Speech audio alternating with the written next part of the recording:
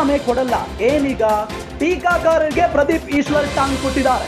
ಸುಧಾಕರ್ ನನ್ನ ಸವಾಲನ್ನ ಸ್ವೀಕರಿಸಲಿಲ್ಲ. Doctor K Sudhakar ನನ್ನ ಸವಾಲನ್ನ ಸ್ವೀಕರಿಸಲಿಲ್ಲ, ಹಾಗಾಗಿ ನಾನು ರಾಜೀನಾಮೆ ಕೊಡೋದಿಲ್ಲ.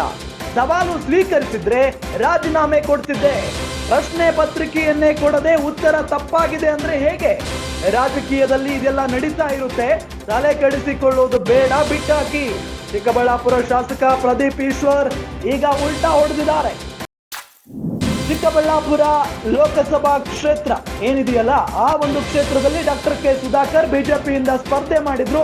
ಸುಧಾಕರ್ ಒಂದೇ ಒಂದು ಓಟನ್ನ ಹೆಚ್ಚಿಗೆ ತೆಗೆದುಕೊಂಡ್ರೆ, ರಕ್ಷಾ ರಾಮಯ್ಯಗಿಂತ ಹೆಚ್ಚು ಒಂದು ಓಟನ್ನ ತೆಗೆದುಕೊಂಡ್ರೆ ನಾನು ನನ್ನ ಶಾಸಕ ಸ್ಥಾನಕ್ಕೆ ರಾಜೀನಾಮೆಯನ್ನ ಕೊಡ್ತೀನಿ ಅಂತ ಹೇಳಿದ್ದಂತ ಶಾಸಕ ಪ್ರದೀಪ್ ಈಶ್ವರ್ ಈಗ ಉಲ್ಟಾ ಹೊಡೆದಿದ್ದಾರೆ. ಸುಧಾಕರ್ ನನ್ನ ಸವಾಲನ್ನ ಸ್ವೀಕರಿಸಿರಲಿಲ್ಲ, ಹಾಗಾಗಿ ನಾನು ರಾಜೀನಾಮೆ ಕೊಡೋದಿಲ್ಲ, ನಾನು ರಾಜೀನಾಮೆ ಕೊಡಲ್ಲ, ಏನೀಗ ಏನ್ ಮಾಡ್ತೀರಿ ಅಂತ ಹೇಳಿ ಮರು ಪ್ರಶ್ನೆಯನ್ನ ಮಾಡಿದ್ದಾರೆ.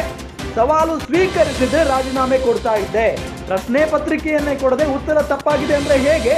ರಾಜಕೀಯದಲ್ಲಿ ಇದೆಲ್ಲ ನಡೀತಾ ಇರುತ್ತೆ, ತಲೆ ಕೆಡಿಸಿಕೊಳ್ಳೋದು ಬೇಡ, ಬಿಟ್ಟಾಕಿ ಅಂತ ಹೇಳಿ ಈಸಿಯಾಗಿ ಮಾತನಾಡಿ ಹೋಗಿದ್ದಾರೆ ಶಾಸಕ ಪ್ರದೀಪ್ ಈಶ್ವರ್.